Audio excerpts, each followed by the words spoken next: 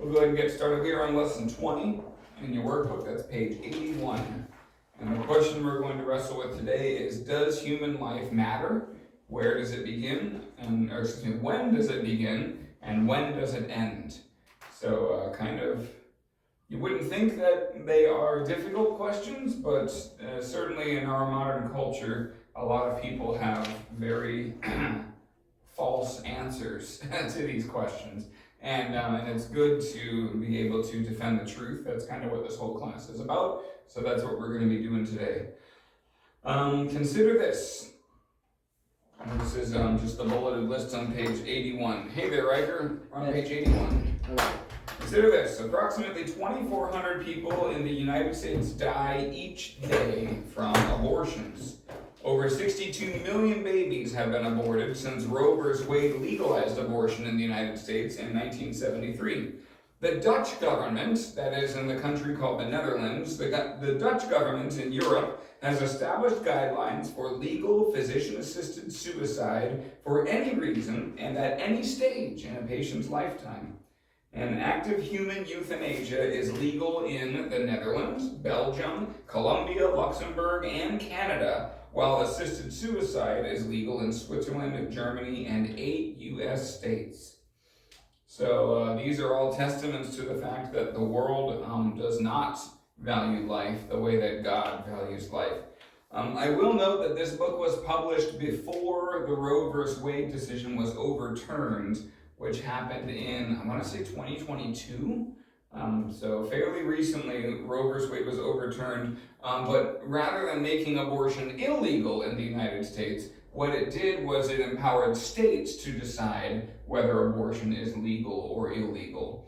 So before, Roe v. Wade had said that states cannot forbid abortion, and now it says that states can forbid abortion, or they can choose to allow it. Sadly, Minnesota is one of the states that chooses to allow abortion, and being in the Midwest, we tend to be surrounded by more conservative neighbors that would forbid it, or at least restrict it in certain ways, and so because of that, a lot of people travel to Minnesota to get abortions. So I do not know if overturning Roe v. Wade has affected abortion rates nationwide. It definitely has affected abortion rates in certain states, but if it just shifted the abortions to, the other states like Minnesota, then the problem is still endemic in our society, even though technically it can be, it's not protected the way that it was. But we're going to talk about abortion and assisted suicide, which is also known as euthanasia. There's slight differences, but we're going to talk about issues surrounding the beginning of life as well as issues surrounding the end of life. So yeah, questions there above that random crowd of people. What do these statistics tell you about the value of life in the eyes of the world?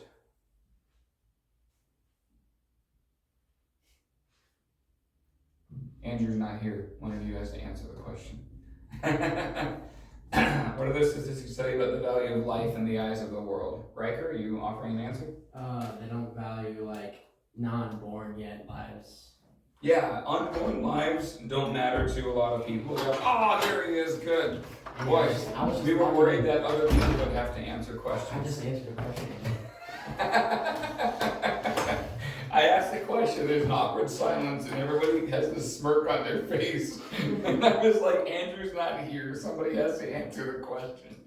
And Riker was the hero. So welcome aboard, Andrew. You were missed for a moment. We're doing lesson 20 on page 81. We're going to be discussing whether human life matters, and specifically when it begins and when it ends.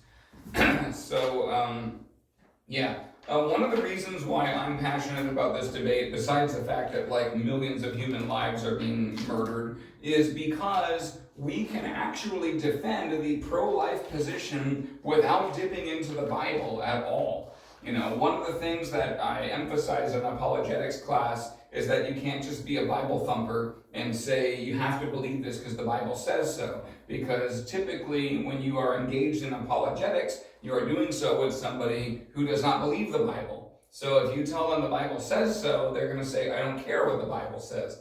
but it is fairly easy to produce a watertight argument that favors life and opposes abortion in particular, using basic logic and reason. So I'm hoping to do that with you guys. But first, page 82, it is good to recognize that the Bible does value life, and it does so from before life is born, before birth. There's a reason why almost everybody who opposes abortion is Christian. In the fifth commandment, God tells us, I'm reading at the top of page 82, in the fifth commandment, God tells us, you shall not murder. While it would be tempting to say you've never broken this commandment, it's important to understand the full scope of the commandment. And so we're going to read question 62a and its answer, and also the verses below. I'll go ahead and read question 62 unless Ivy wants to read it. Since you've got one of you got a catechism in front of you there. But I'll just read it, it's fine. 62, letter A. This is about the fifth commandment, you shall not murder. And, oh really? The fifth commandment forbids aborting the life of an unborn child, also called elective abortion. Alright, yeah, let's just read these Bible verses and then I'll talk about how to argue pro-life in a secular sphere. Sorry about that. What do these verses tell us about the value of an unborn life in the eyes of God? When does life begin in the eyes of God? Since Riker was brave and answered a question, I'm going to have one of each of the three of you read one of each of the three of these verses. So, who's going to read Jeremiah 1 verse 5? Ivy? It's in your book. It's in the green box in your workbook. Top of page 82. Before I formed you in the womb I knew you, and before you were born I consecrated you, I appointed you a prophet to the nations. Very good. Before I formed you in the womb I knew you, and before you were born I consecrated you. Isaac's looking for the other short one. Go ahead, Isaac. Even I saw unformed substance in your book, and written every one of them the day that were formed for me, when as yet there was none of them. Very good. So God, that's a poetic way, it's in the Psalms, so you're going to see some poetry. That's a poetic way of describing how God had a plan for you even before you were born. Your eyes saw my unformed substance. That would be a reference to you in the womb before your body was actually finished forming, but it still had substance. And then from Luke chapter 1, go ahead, Andrew. And when Elizabeth heard the greeting of Mary, the baby leaped in her womb. And Elizabeth was filled with the Holy Spirit, and she exclaimed with a loud cry, Blessed are you among women, and blessed is the fruit of your womb. And why is this granted to me, that the mother of my Lord should come to me? For behold, with the sound of your greeting came to my ears, the baby in my womb leaped for joy. Very good. So this is the meeting of Elizabeth, who is currently miraculously pregnant with John the Baptist, and Mary, who is currently miraculously pregnant with Jesus, the Messiah. Jesus is obviously the greater of the two, and when Mary walks into Elizabeth's house to see her for the first time, Elizabeth greets her with a blessing and then says that the baby in my womb leaped for joy at the sound of your voice. This is like credible biblical evidence that not only are the unborn people, but even that they are able to have faith. Faith trusts in the Lord, and that is not always an intellectual thing. Even though the unborn, obviously don't know anything by the way we would use the word knowledge, they are still able to have faith. They're still able to trust. That's a gift given by the Holy Spirit in spite of knowledge. Now, as for the pro-life cause, we're going to break apart from the lesson here. So I don't know if you've learned this in biology yet, but how do I say this? What makes something alive? We're going to start there. What makes something alive? Andrew? Isn't it that it has a cell or is just like a single cell? Yes. Let's see. I'll put that on there. Number one. I have a numbered list in my book, so I'm going to number them just so that I can keep track of my list. And yours is actually number two. It is organization, organized into cells.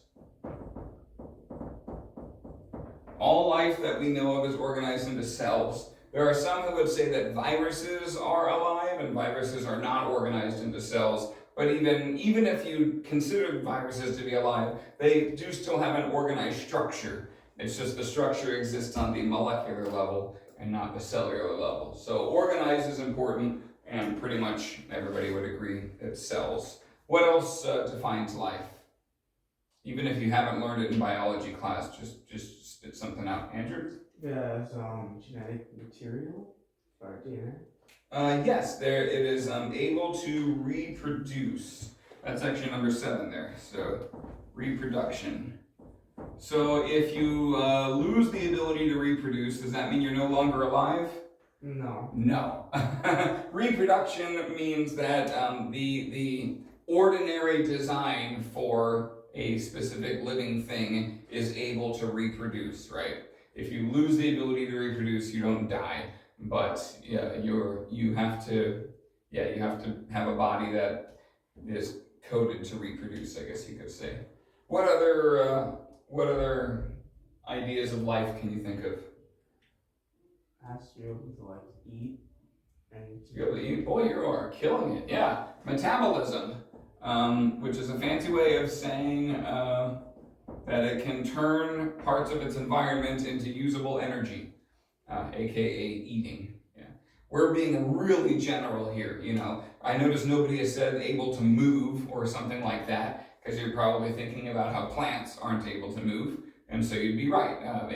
The ability to move does not make something alive, because there are lots of living things that can't move. But all living things eat, and that's what metabolism is. Single-celled organisms, whatever they do to get energy, probably doesn't look very much like eating to you and me, but they are still taking outside substances into themselves and producing usable energy from them.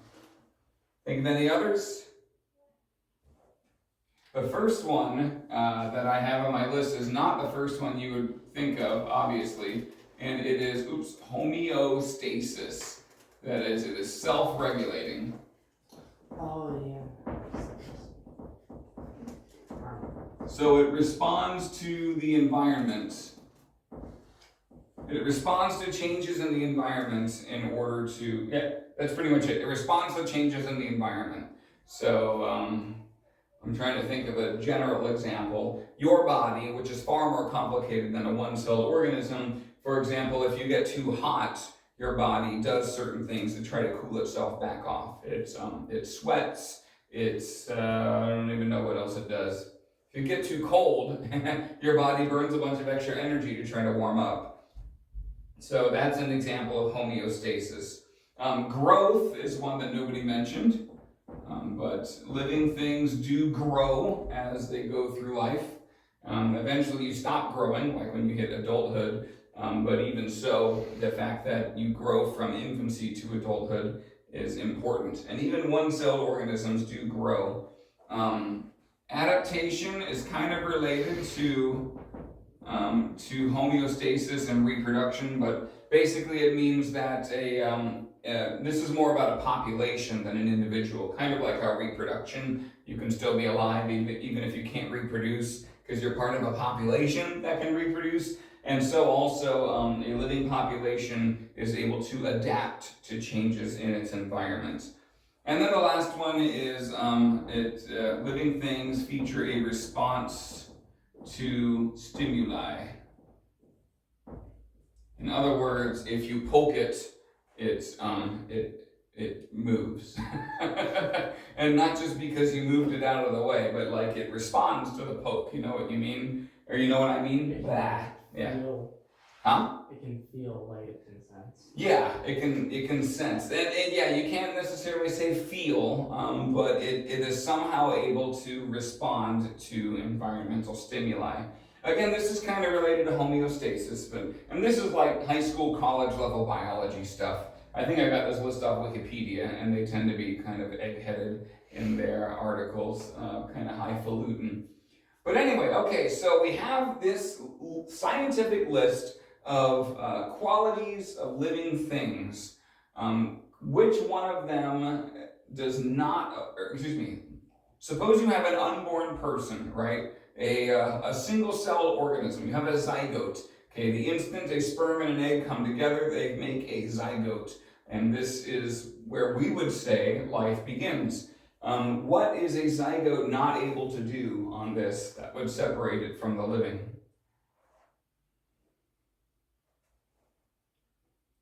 Can they respond to stimuli? They can, yeah. Let's see. As the zygote travels through the fallopian tube and out into the uterus, it eventually will implant into the wall of the uterus, and that is a response to the environment. It doesn't just plant anywhere. It senses that it is touching the uterine wall, and it implants there and starts making a placenta in addition to the fetus. Learning all kinds of stuff today, aren't we? So yep, they do respond to stimuli. And your silence is telling because it's a trick question. There is nothing on this list that is not accomplished by a human zygote. Okay, it actually does reproduce in the sense that it divides from one cell into two. We acknowledge that it's a multicellular organism, so that's not what we would typically call reproduction, but it's able to reproduce, it's able to respond to stimuli. As a population, obviously, it carries human DNA. It is a human creature, and humans have incredible adaptability. Pretty much does nothing but metabolize stuff and grow, so those are definitely there. It's literally cells. Even the pro-choice people will try to mischaracterize a fetus as a clump of cells, which is way off the mark. But it is cells, even if it's not just a clump. And obviously they undergo homeostasis because it's hard to define homeostasis in a way that is at an 8th grade level, but you have to take my word on that. The unborn children have no trouble self-regulating. So anyway, all of this to say is when you look at the scientific definition of life, which is not in the Bible, this is not Bible stuff, this is what your opponents who believe in abortion will agree with you on, hopefully. I mean, science. And so at the end of the day, they have to acknowledge that an unborn child is alive. And so then the only other question is, well, if it's alive and we're allowed to kill it, then that must mean it must not be human, right? Because we can kill chickens or cows or, pretty much any animal and be okay. So the next question we want to ask is, what makes something human? So I'll draw this one in black. What makes a human? I'm just going to shorten it up there. What makes something human? Help me out here. This one I don't have the scientific definition, but I think we can put one together pretty well. Yeah? Well, I mean, if two humans have a kid, it has to be a human because you can't make other animals' DNA. Very good. Human parents. And the DNA in the cells has to be human. So. Human DNA, right. So doesn't that make it a human if that's human DNA? Yeah. What about human consciousness? Well, it's not conscious until the baby's 3, right? I hadn't considered that a baby that's been born might be considered unconscious. When you remember stuff. Well, yeah, I mean that's like a higher brain function, but I'm just thinking more like alive. Yeah, well, alive, we've got that covered pretty well. Well, a lot of people will say, for example, that the unborn are not conscious. whatever you want to, I mean, however you want to define conscious. I mean, we're struggling to define human right now, but they will say that because they're not conscious, therefore they're not human. But we could look to somebody, for example, who suffers an injury and is declared brain dead. You could argue whether brain dead is alive, but you definitely can't say that they cease to be human, right?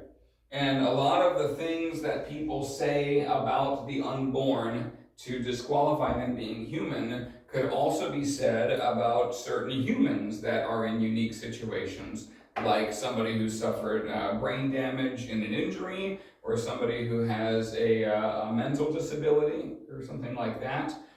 So yeah, you know, babies, they can't think or whatever. Well, there are certain people who don't have a demonstrable ability to think. They usually end up working in Congress in some way, but that was a joke. But in any case, there are certain people who are born that are able to think, that aren't able to think, and they're still human. Generally, the pro-life or the pro-choice arguments against a fetus being human are, let me see if I can think about this one, are about location. It's inside of a woman's uterus, so that somehow disqualifies it from being human, or dependence. It depends on the mother for sustenance, and so that somehow makes it devoid of human rights, or age/development. You know, if it's too young or too undeveloped, then it's not human. And, I always forget one of them. I know there's 4 big ones that they say. Have any of you heard pro-choice arguments? People saying that the unborn aren't human, and what they say to try to justify that belief? Yeah, I've heard the age one where it's they say that it's not even living or anything because it's just clump of cells. Clump of cells, yeah. Well, clumps of cells are living. They are alive. And clumps of human cells are human. They have human parents and human DNA. Yeah. They say that it's okay because the mother has the choice, or they could put the mother in danger, or if they just don't want the kid. Okay, life of the mother, and we will get to that in a moment, because that is a potential exception here. It's not really an exception, but it fits into our logic very nicely once we establish the framework. But basically, when you recognize that a fetus /embryo /zygote is alive and that it is human, there's really no leg to stand on for aborting it, for elective abortion. It is important to say elective abortion, which is the technical term that means that you could have this baby. There's no medical necessity for terminating the pregnancy, but you are electing to kill it anyway. That's elective abortion. And your issue with the life of the mother will come back to, because I would classify that as something other than elective abortion. But generally, when pro-choice people, who, pro-choice is what they call themselves, pro-abortion is a more accurate name, because nobody's arguing over the fundamental right to choose. We're arguing over the fundamental right to abort your unborn child. So they're not pro-choice, they're pro-abortion. And in any case, words matter. So we don't want to give up that. But they will say that if the baby is located in the mother's uterus, then that makes it a candidate for abortion. And I would say, since when is a person's humanity determined by where they are? Oh, the last one is, and you kind of touched on it, so I should have noted that. But the last one is, how do I put it? Wantedness, desirability. I'll just put wantedness. My red is dying again. It's always the red. I'll put it in quotes so I'm recognizing that it's not a real word, right? So certainly a person does not have their humanity determined by where they're located. And anybody who says that an unborn child is dependent on the mother, has probably never seen how dependent a born child is on the mother. Because any mother will tell you that, even if they have a difficult pregnancy, the baby is more of a burden after birth than he or she is before birth. Because after birth, the mother is legally responsible to take care of that child, and that child is extremely needy. It needs to eat every couple of hours, and it needs its diapers changed, which that all got taken care of before. No diapers in the womb. The same tube that pipes in the food pipes out the waste, and that's that. But so the dependence of an unborn child increases after he or she is born, and yet there are still some who would say that they're disqualified from life, from the right to life, because they're dependent on the mother's body. And then similarly, age or development. What is the magic thing about finishing the first trimester or being born, or wherever you want to draw an arbitrary line that separates a human from a non-human? There is a very, very obvious line that separates non-human from human, and that is when you have two gamete cells, a sperm and an egg. Those are not human. And when they come together and make a new cell, this new cell has human parents, it has human DNA. Honestly, I can't think of anything else that makes a human. But if you can, I'm sure it's present in an unborn human. That is a human, and that is a very solid division between not human and human. There are people who will try to mock those who oppose abortion and say that we think that gametes are also human, that every time a woman has her period, she's aborting a baby, or every time a man ejaculates that he's blasting out a whole bunch of babies or something like that. But that's not true. We don't think that about them. Those are just human cells. They're called gametes, which is just the scientific word for reproductive cells, I guess. And they're just part of your body. But once two gametes come together and make human DNA and have human parents, they are human. And then obviously, what a slippery slope this is. If you start disqualifying people's humanity based on whether they're wanted, well, then I can think of a good way to deal with the homeless population, or any other population. If you get enough of society to hate on a certain race, then maybe they're not really human either, because nobody wants them. And you can see how that, you do not want a person's humanity determined by whether they are wanted by another person. That is a dark place to go. And yet they'll say that. They'll say, oh, it's the mother's choice. If she wants the baby, then to her it's a baby. And if she doesn't want the baby, then she should be allowed to abort. And this really comes to a head where, right around the 20-week mark is about the earliest stage of viability, where if a woman begins to miscarry, which means that something goes wrong in her body and it begins to have the child early, if the unborn child is right around 20 weeks, a little over 20 weeks, the doctors will try to save it. Even though that baby is so tiny and has a very slim chance of survival, it may survive, and the doctors will try to save it. And yet, in so many places, 20 weeks is considered a perfectly fine age to intentionally kill a child. And so you end up with this really ridiculous scenario where in the same hospital, on one end of the building, you have doctors working feverishly to save a child that has been born prematurely, and on the other side, you have doctors working to kill a child that is perfectly healthy at the exact same gestational age. And that is just bonkers that we can tolerate that.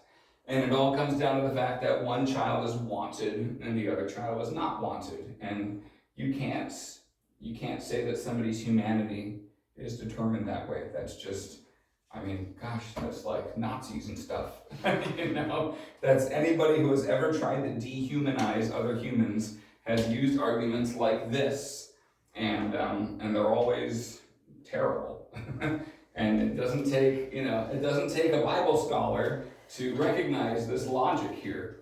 If something is alive and if something is human, then that something has the right to life, liberty, and the pursuit of happiness, endowed by God. And that's not biblical either. Well, it's biblical. That's not a Bible verse. That's quoting the Declaration of Independence, the founding document of our country. How does that go?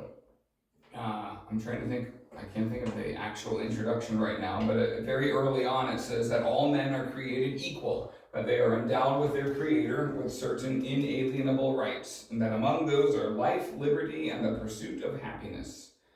So our country was founded on that idea that the very fact that you are alive and you are human endows you by a higher power, by your Creator, with certain rights that cannot be taken away. And so when people try to take those rights away, we need to fight back for the sake of the unborn. Questions on that? Kind of a review of the fifth commandment, but this is an apologetics class, so I wanted to take it a little bit deeper for you. At the other end of life is what's called euthanasia. I'm going to write that one on the board because it's worth breaking it down.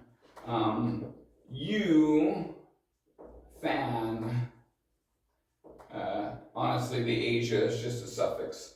It has nothing to do with the continent of Asia. But eu as a prefix means good, and than as a root means death. So euthanasia literally means good death. It could also mean beautiful. My home church pastor described it as beautiful death is what the word is supposed to mean. But usually when you see the eu prefix, it just means good. But regardless, there's nothing good about death. And so this word, by its very linguistic definition, is a lie. And it is used to describe basically when somebody should die, then their death is a good death. So Hitler used the word, I believe he used the word euthanasia when dealing with his stuff. We're talking about Hitler a lot, but I mean, we're dealing with people deciding who lives and who dies, and Hitler thought he could do that, and we all hate him for it. So we kind of need to consider, if everybody agrees that Hitler was evil, then maybe we should not do the things that he did. I'm not even going to bother with question 62b in your catechism, because I'm sure it just says don't kill, or don't decide when it's okay to kill people. But assisted suicide is an issue that thankfully is not that present in the United States, but it is present in Canada, and it's really nasty over in Europe.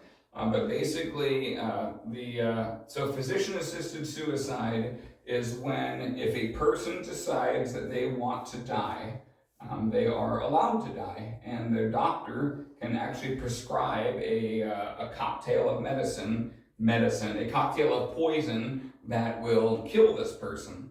And then they can decide the time and place of their own death and take the pills and die. People will say, oh, this is good for people who have terminal illnesses. You know, if you have a brain tumor and you know that there's no cure for it and you're going to be miserable for the rest of your short existence, wouldn't you rather just end it now? But what always ends up happening is the line between, a brain tumor is one extreme, but where do you draw the line between something we should try to cure or live with and something that is incurable?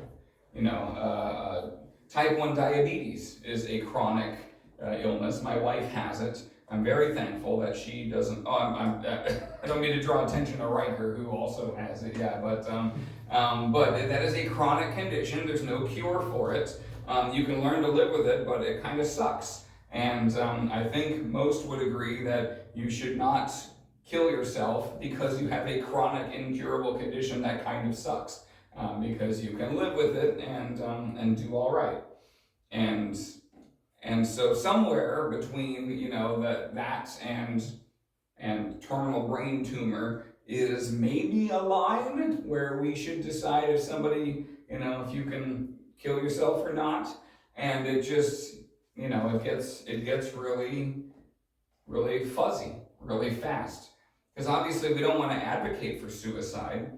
If a person is suicidal, even in the secular world, they are seen as having a mental illness, right? It's a mental health is the word of the day. It seems everything's about mental health, and suicidal tendencies means that you have poor mental health. So it doesn't mean you should die, it means you should get help. Well, at what point does it stop meaning you should get help? And whenever we take that authority onto ourselves and say, I can decide when I should die and when I should get help, inevitably people start dying who really should have just gotten help.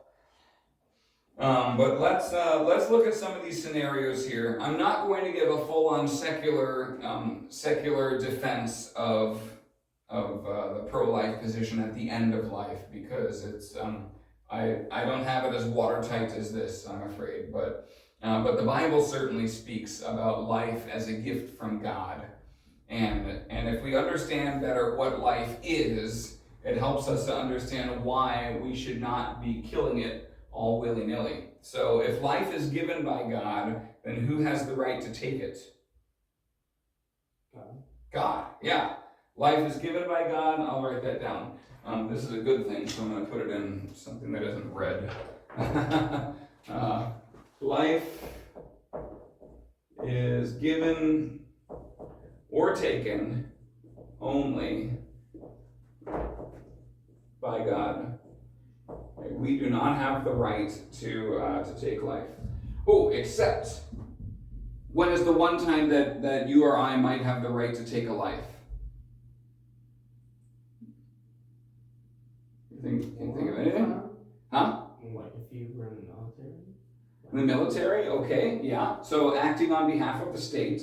What if you have a gun pointed at me and I have a gun pointed at a bus full of orphans? I don't know. And I'm going to shoot the bus full of orphans. You have a moral duty to stop me, right? And if that means killing me, then so be it. That is your moral duty. And this is basically a standing order from God, you might say, that we are to defend life, and sometimes defending life might mean taking a life. And so God gives you the right to kill in order to defend others.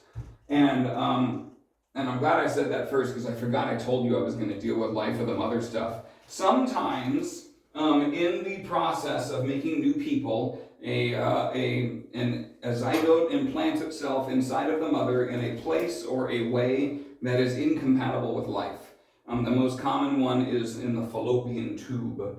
So without getting too graphic, I do have to draw this. A woman's uterus, it has two ovaries, and they're connected by tubes that are shaped something like this into a large organ, and this is where the baby grows. So there's a baby right there growing in the organ. Obviously, the baby starts off as the size of one cell, because the cells are stored in the ovaries, and then they travel through the tube into the uterus. And sometimes, when the cell gets fertilized, it is not in the uterus, but it is up in the tube. And sometimes, when the cell plants itself, it does not plant in the uterus where it should, but rather it plants inside of the tube. It cannot survive there. It will try to survive there. It will create a placenta, and it will begin to grow.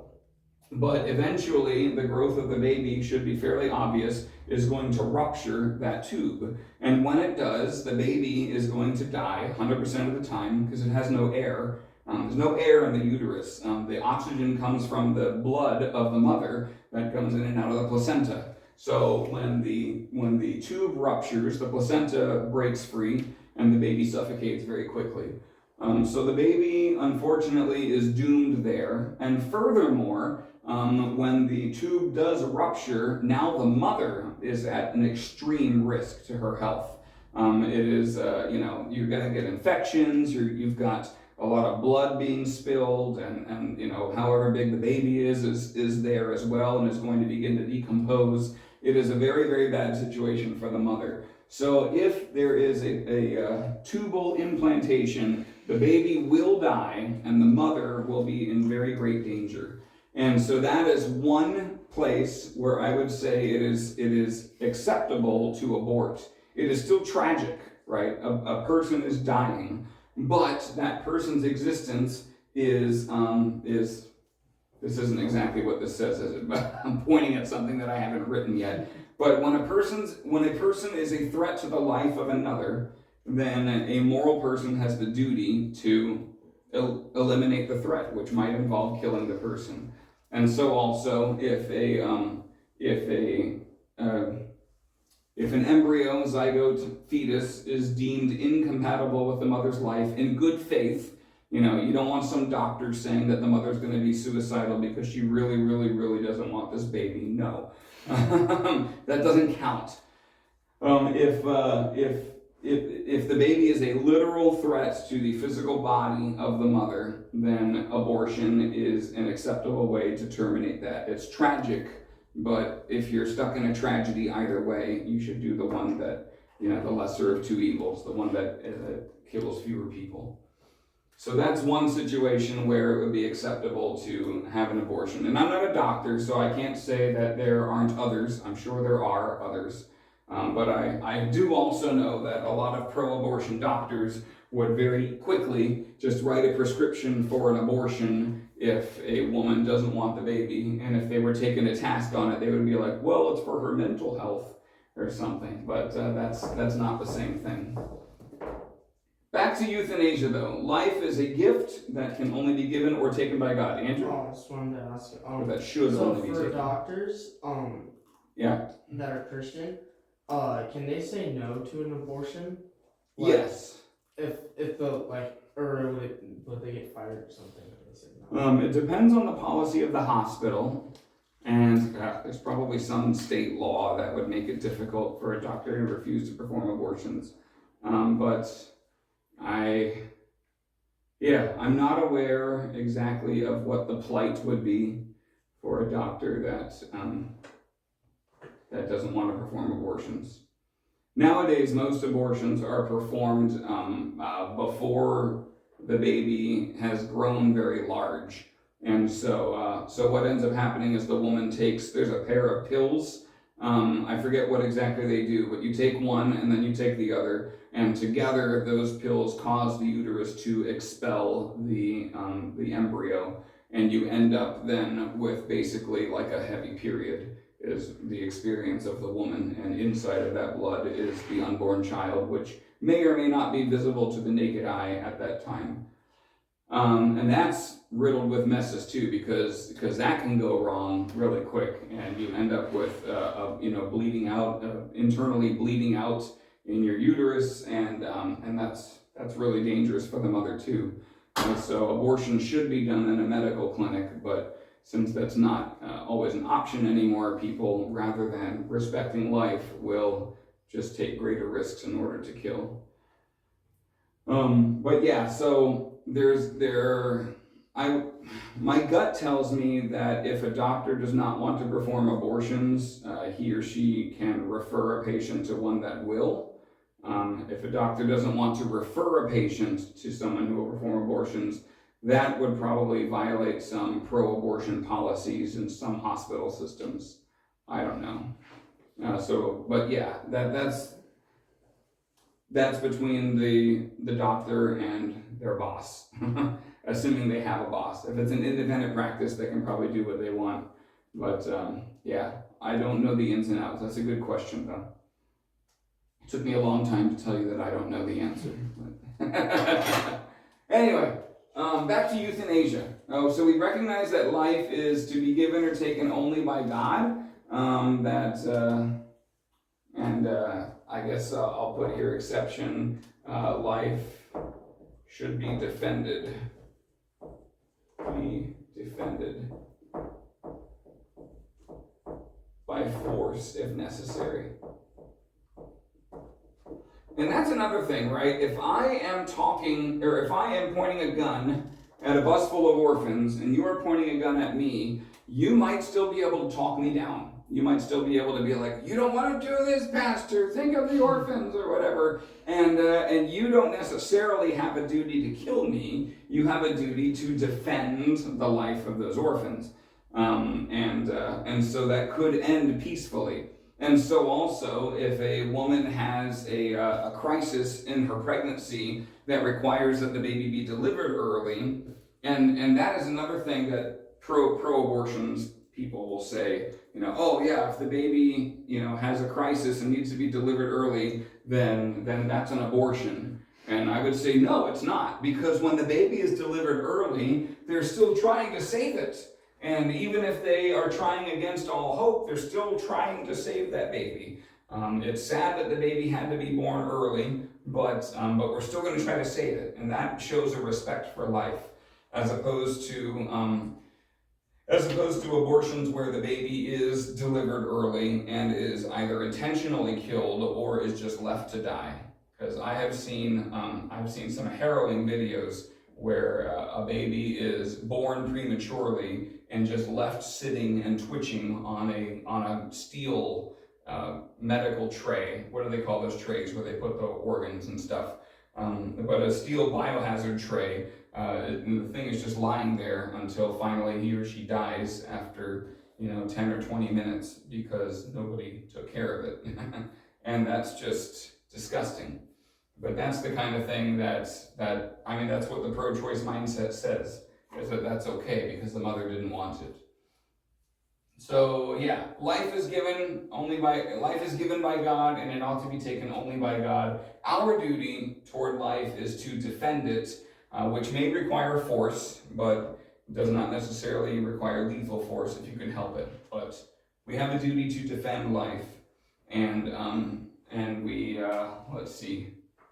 What else can we really say? This is kind of an overarching point. We can't talk about we can't allow suicide under this philosophy, right? Because you don't have the authority to take your own life. Only God does. So let's look at some situations here. This is on page 83 of your workbook. So suppose situation A, you've got a Christian with a terminal illness who chooses to stop fighting the disease and enter hospice care. So we'll use the brain tumor. Okay, patient's got a brain tumor.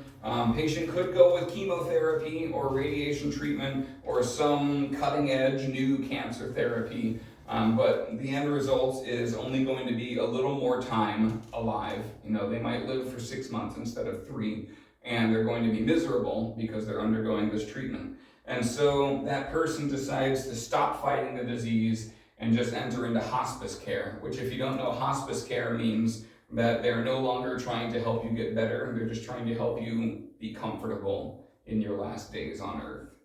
So is that an acceptable thing, do you think? Are Christians obligated to fight until they die? Or can you, at some point, just choose comfort care?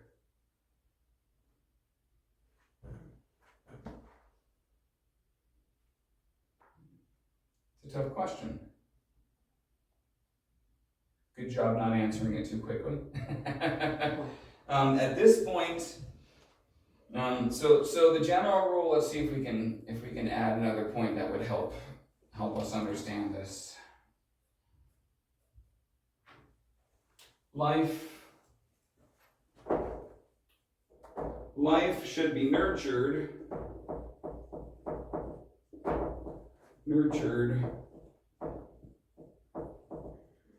but not necessarily prolonged. So it would be okay to go into hospice care because they're not going to live anyway, and it'll just make their suffering longer. Right. So we're all going to die. The necessity to defend life does not mean that we are in denial about the fact that we all die. Okay, everybody dies. And when you have a terminal disease, or really any kind of disease, you should try to get better. But if our finest doctors say in good faith that there's no hope of getting better, then it is okay to stop treatment and go on comfort care. You'd rather spend 3 months enjoying good times with your family than 6 months strapped to a hospital bed. That kind of thing. But when you choose to go on hospice care, you should not stop eating or stop drinking just because you want to end it, or going on hospice care does not mean that you should seek physician-assisted suicide. Physician-assisted suicide. So there's a distinct difference between intentionally destroying life and not trying to prolong life. And that's what I'm trying to capture in this bullet point here. You should never stop feeding somebody or stop giving them water as long as their body can take it. I mean, if the person vomits every time they eat, that's a different story. But you should not try to starve somebody to death just because you don't want to treat them anymore. There's a pretty decent line between nurturing and unnecessarily prolonging life. So yeah, that said, it is a deeply personal decision. We would not tell somebody that they're wrong for fighting a terminal disease, and we would also not tell them they're wrong for choosing comfort care. Either way, you can be nurturing life, and that is a personal decision. So yeah, it's not always a matter of right and wrong. Sometimes it comes down to the person. The important thing is recognizing the importance of life, the value of life, and nurturing that life. Letter B. A person diagnosed with a serious illness that will soon lead to paralysis chooses to seek medication that will result in death. Right? So muscular dystrophy, as an example. First one that popped into my head, it is a disease that causes your muscles to degenerate. I don't know if it's always this way, but in the people I've known with muscular dystrophy, it affects the legs. And so I knew a boy in the Boy Scouts who, when he joined the troop, he could walk, he had these leg braces and he could walk kind of awkwardly. In fact, he could walk on his tiptoes for some reason. He could walk unaided on his tiptoes, but it was a lot of work, so soon he would be on crutches or braces or something. And within like 5 years, he was in a wheelchair. He couldn't walk at all because he had muscular dystrophy. But the rest of his body was fine. And I'm sure he didn't want to be paralyzed. Who does, right? But That's not just a reason to die. yeah, that would not be nurturing life, right? The debate over quality of life versus quantity of life comes up, but I think it would be a pretty monstrous person who says that everybody who's bound to a wheelchair deserves to die or wants to die or something like that. Cool. They might need help grieving the loss of their mobility, or they might need help living, but they should be helped. What were you going to say, Andrew? I was going to say, well then, like, anyone in like a wheelchair, like, even people who that don't have like an illness, or they just got injured and it just hasn't really like recovered. Mm-hmm. There's no reason to just kill those people. Absolutely, yeah. But the end result there with letter B is that the person is not going to die, but they don't want to end up paralyzed, and so they choose to die prematurely. That's wrong. Letter C. A person is diagnosed with a rapidly growing brain tumor. Chemotherapy is not an option. Surgery might only extend life by a few months. The person chooses not to have the surgery. What do you think? That's fine because it's not really gonna like save them for that long, and it's just gonna prolong their life. Mm-hmm. Yeah, and surgery is miserable.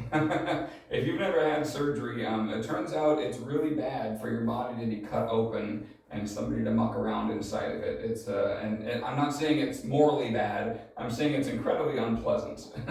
So to choose to have a great deal of pain inflicted on your body when the only promise is that you'll get to live a little bit longer, at that point you are not nurturing life. You're just trying to prolong it. And then finally, letter D, a person is afraid of losing his mental ability, so he chooses to end his life. If you've got early onset Alzheimer's, you might be afraid, and rightly so, that you will lose all of your memories and become a shell of the person you were, but you're still a person, you still have life. If you have early onset Alzheimer's, does that mean that you have Alzheimer's no matter what? Let me define that. Early, I don't mean early onset, I mean early stage Alzheimer's. And no, we don't know what the future holds for anybody. But by early stage, I mean like you notice that you're forgetting things more, and so Yeah, if you've ever seen somebody with late stage Alzheimer's, they are, very pathetic, and it's painful for their family to see them because they're not going to recognize their kids or their grandkids or their spouse. And it's very sad and it's very painful.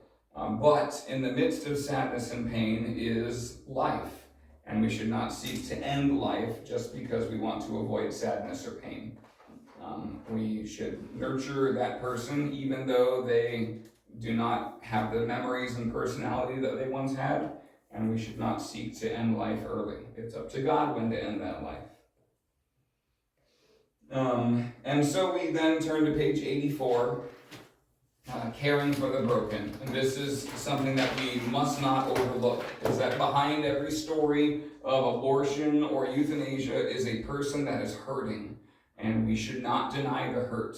Just because the pain doesn't justify killing doesn't mean the pain isn't real. It's okay to acknowledge that Alzheimer's is a horrifying and terrible and painful disease for everybody involved, not just the person who has it, but for their family and their caretakers. You can acknowledge that without giving up the fact that the person does not deserve to be killed. And indeed, the person does not have the right to kill themselves, because that right is reserved by God. Every day, thousands of women face the challenges of unplanned pregnancy. Our world suggests what it considers an easy solution, but one that comes with serious long-term impacts. Review question 63 and then discuss these situations with your classmates.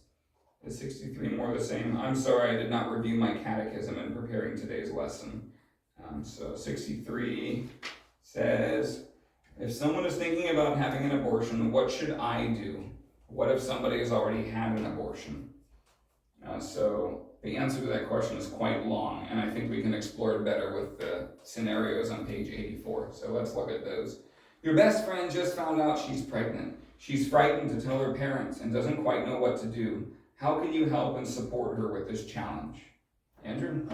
Well, I would encourage her to tell her parents, because they would know what to do better than just like her, because like if she was young, which is usually when you're frightened to tell your parents about getting pregnant, then it would be the best choice to tell like an adult.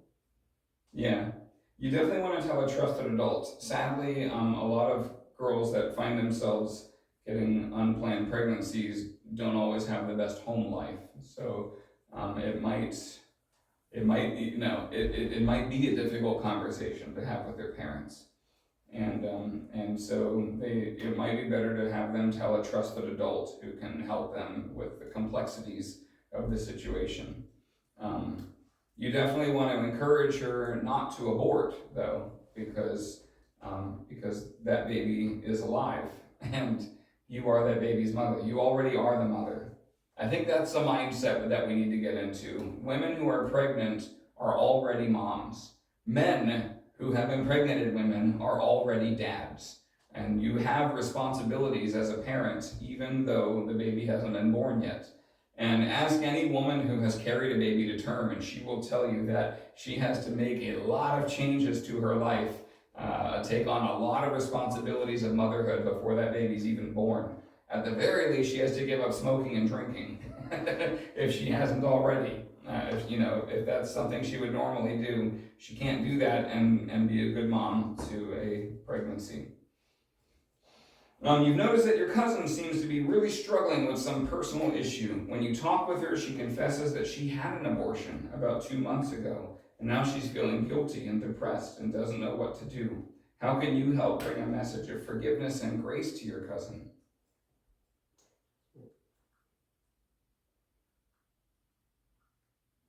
Who is it that we ultimately wrong when we sin, whether it's murder or something else? God. It's God, right? And does God forgive murder? Yes. Yeah. I like to tell people that Jesus is stronger than any sin. When Jesus died on the cross, he didn't just die for most sins. He didn't die for the easy sins. He died for all sin.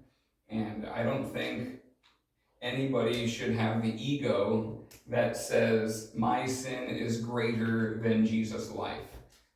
It's one thing to say God could never love me, but to put it as a power. Put it in terms of power. Here's the power of my sin. Here's the power of Jesus' life. Which one's going to win? I think it's pretty obvious that Jesus is going to win every time. And so if that's the situation, then there is hope. There is healing. You've still done a terrible thing. We never want to wink at sin or act like it's not so bad. She has done a terrible thing by killing her unborn child, but there is forgiveness and there is hope, even for murderers. Finally, I know we're over time. Elder Leons has been struggling with a variety of illnesses as she grows older. Recently, she discovered that her pancreatic cancer has spread to other parts of her body, which, if you don't know, is basically a death sentence. Rather than continuing treatment for her cancer, your aunt has chosen to enter hospice treatment. How can you help and support your aunt at this point in her life? Yeah? Well, I would probably just try to be there for her and see her a lot and make the last part of her life good. Yeah, that's a great answer. Visit her. She's not going to be around for very long. You don't need a selfish motivation like how you will be somehow enriched by spending time with your aunt, although you will. But the fact of the matter is that comfort care is not just morphine or something to numb the pain. It is also all of the things that make life comfortable, including the love of family. Okay, don't sleep on that red box down there at the very bottom. Lutherans for Life provides a number of items for the study of life issues. It is an organization of the Lutheran Church Missouri Synod, which is our church body. It produces resources for all ages, training, conferences, to deal with all the different life challenges. Lutherans for Life is an excellent organization, and if you have any questions about life issues, I definitely recommend checking them out. But for now, let's close with Luther's evening prayer. I thank you, my heavenly Father, through Jesus Christ, your dear Son, that you have graciously kept me this day. And I pray that you would forgive me all of my sins where I have done wrong, and graciously keep me this night. For into your hands I commend myself, my body and soul, and all things. Let your holy angel be with me, that the evil foe may have no power over me. Amen.